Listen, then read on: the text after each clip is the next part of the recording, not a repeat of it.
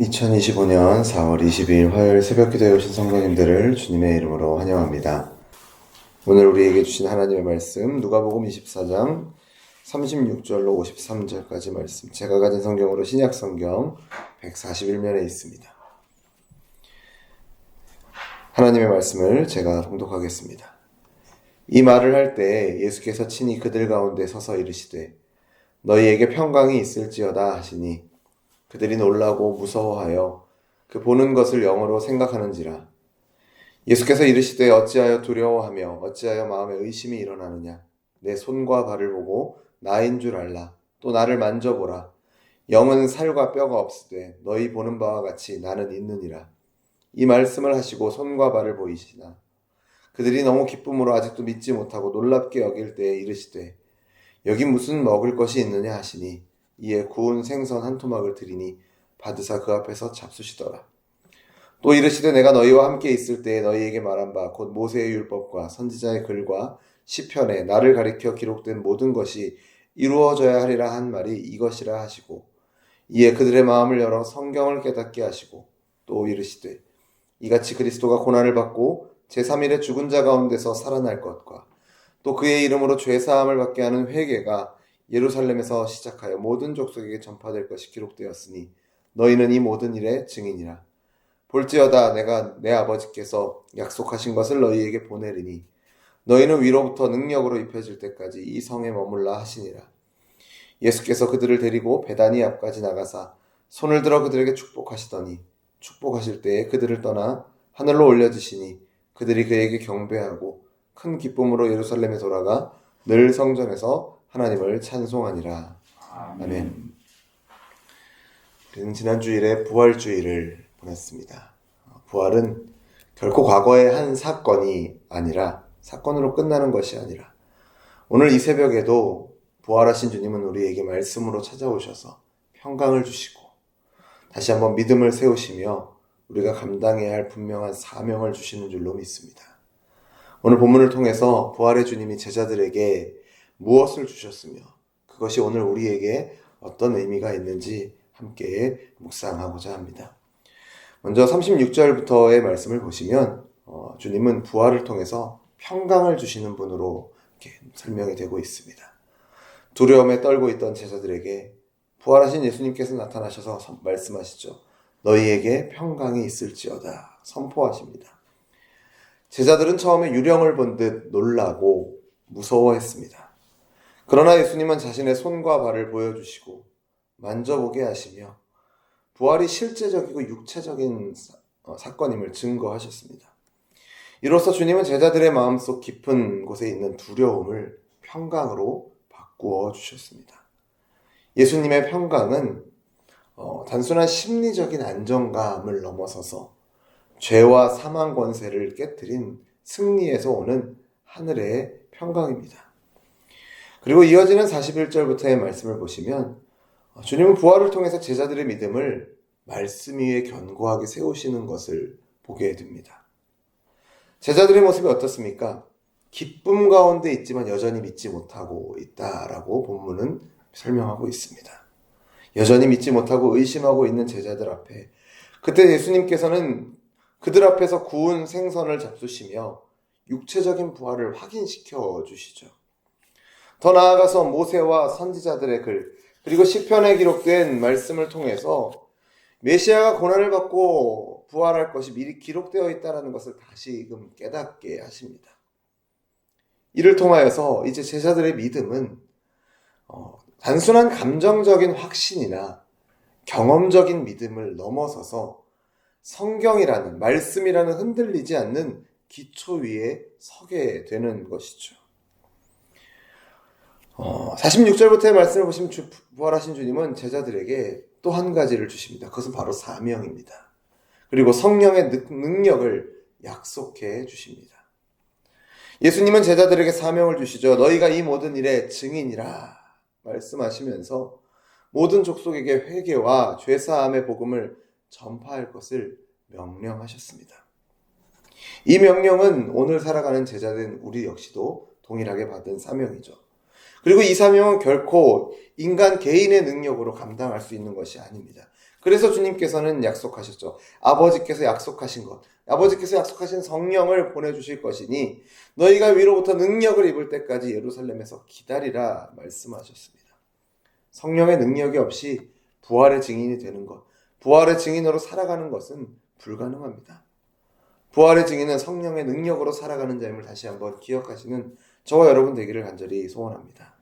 그리고 마지막 부분에 보면은 예수님께서 이제 승천하시는 장면이 나오죠.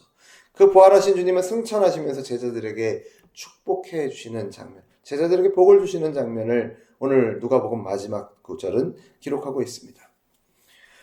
예수님의 부활하신 주님의 승천은 어떻습니까? 어찌 보면은 한편으로는 이제 죽은 줄 알았던 주님이 다시 살아나셨고, 이제 이 주님과 영원토록 함께 있고 싶은 마음이 제자들에게 있지 않겠습니까? 이제 주님을 만난 지 얼마 되지 않았는데 다시 떠나신다고 하니 한편으로는 슬픈 마음도 있을 수 있고 아쉬운 마음도 들 수 있을 것입니다. 하지만 이 주님의 승천은 떠나심이 아니라 더 강력한 임재의 약속임을 우리는 이 본문과 또 본문 뒤에 이어지는 사도행전과 교회의 역사를 통해서 우리가 보게 됩니다. 예수님이 승천하심으로 성령이 임하시고 교회가 탄생하며 부활의 능력이 제자들의 삶을 통해서 구체적으로 나타나게 됩니다. 그것은 오늘 우리에게도 마찬가지죠. 제자들은 큰 기쁨과 찬양 속에서 성전에서 하나님을 찬양하며 기다렸습니다. 주님 다시 오실 것을 바라보며 맡겨주신 사명을 충성되이 감당하며 살아갔던 제자들의 모습, 이것이 바로 부활신앙으로 살아가는 모습인 줄로 믿습니다. 이 말씀을 통해서 우리가 묵상할 부분이 한 3가지 정도 되는 것 같습니다. 첫 번째로는 부활하신 주님이 주시는 평강을 오늘 우리의 삶의 현실에 우리가 적용해야 한다는 것입니다. 삶 속에서 맞이하는 문제들과 두려움이 우리 앞에 없을 수 없습니다. 참 많은 문제와 두려움이 있죠. 하지만 그 가운데서도 우리와 함께 하시는 부활의 주님을 고백하시면서, 입술로 고백하면서 하늘의 평강을 붙잡으시는 저와 여러분 되기를 간절히 소원합니다.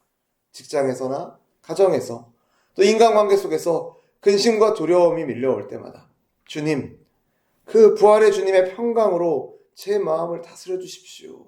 우리가 기도하며 주님의 인도하심을 구하는 저와 여러분이 되어야 할 것입니다.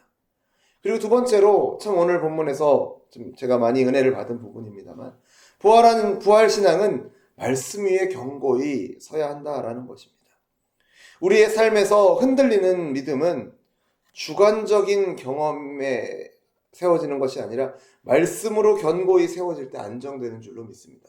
경험적인 신앙은 참 이렇게 귀한 고백이 나오게 해주고 또 때로는 참 큰 감동을 주는 부분이 있지만 그 경험이 느껴지지 않을 때는 참 공허함을 느끼게 되고 불안해질 수 있는 것이죠.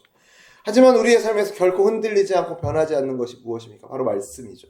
그 말씀이 우리의 신앙이, 우리의 믿음이 견고히 세워질 때 결코 흔들리지 않고 안정되는 믿음이 되는 줄로 믿습니다. 성경을 가까이 하고, 특별히 이제 우리가 부활주의를 지나고 이 시간을 보내면서 이 부활 사건을 기록한 복음서의 말씀을 다시 한번 우리가 좀 읽어보는 시간을 가지면서 그 말씀을 묵상하면서 주님께서 주시는 은혜를 사모하는 저와 여러분 되기를 간절히 소원합니다. 마지막으로 부활의 주님이 주신 사명을 우리가 기억하며 그 사명을 성령의 능력을 의지하여 감당하시는 저와 여러분 되기를 간절히 소원합니다. 우리 모두는 부활의 증인으로 부름받았습니다. 이 사명을 내 힘과 열정으로 이루려고 하면 금방 지칩니다. 왜 그렇습니까? 지난 주일에 우리 목사님도 말씀하셨지만 이 목회는 불가능한 거라고 말씀하셨죠. 내 힘으로 할 수 있는 것이 아닙니다. 우리가 제자의 삶, 증인의 삶 사는 것도 우리의 힘으로 하는 거 아닙니다. 우리의 어떤 말발로 하는 것도, 화술로 하는 것도 아니고, 우리가 가지고 있는 재력으로 하는 것도 아니고, 우리가 가지고 있는 관계로 할 수 있는 것도 아닙니다. 그렇게 하면 금방 지치고 불가능을 경험하게 되죠. 그때 우리가 해야 할 것이 무엇입니까?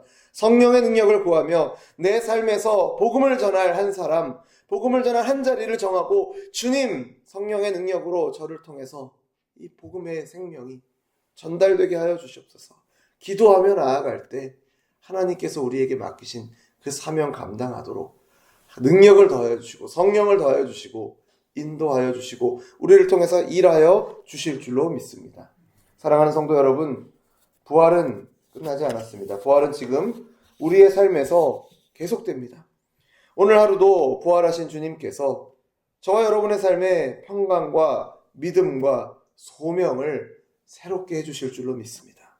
이 아침에 다시 부활신앙으로 일어나서 승리하는 삶을 살아가시는 저와 여러분 되시기를 주님의 이름으로 축원합니다. 기도하겠습니다. 사랑과 은혜가 풍성하신 하나님 아버지, 부활의 주님께서 오늘 이 새벽에도 우리 가운데 임재하셔서 두려움에 떨던 제자들에게 하신 것처럼 평강이 있을지어다 우리에게 말씀하여 주시니 감사드립니다. 주님, 삶의 현실 속에서 흔들리고 낙심할 때마다 부활의 주님을 기억하게 하시고 그 손과 발을 보이며 우리를 향한 구원의 사랑을 확증해 주셨던 그 은혜를 다시 붙들게 하여 주옵소서.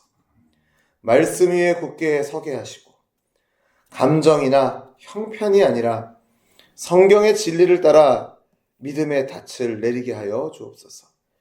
그리고 주님께서 우리에게 주신 사명을 기억하게 하시고 성령의 능력을 덧입어 부활의 증인으로 온전히 살아가도록 인도하여 주옵소서. 주님, 오늘도 우리에게 생명을 주시고 우리를 제자로 증인으로 부르셨으니 이 하루를 믿음으로 걸어가게 하시고 부활신앙으로 승리하는 우리 모두가 되게 하여 주옵소서. 그렇게 인도하실 것을 믿고 감사드리며 예수님의 이름으로 기도드립니다. 아멘. 우리 주 예수 그리스도의 은혜와 하나님 아버지의 다함이 없는 사랑과 성령 하나님의 교통하심이 부활하신 주님을 따르며 그 평강과 믿음, 사명을 품고 살아가기를 소원하는 우리 사랑하는 열린비전교회 모든 성도들과 우리의 삶의 걸음 가운데 또 아버지를 떠나보내며 슬픔 가운데 있는 우리 공혜원 집사님의 가정과 모든 장례 일정 가운데 이제로부터 영원토록 항상 함께 있을지어다. 아멘.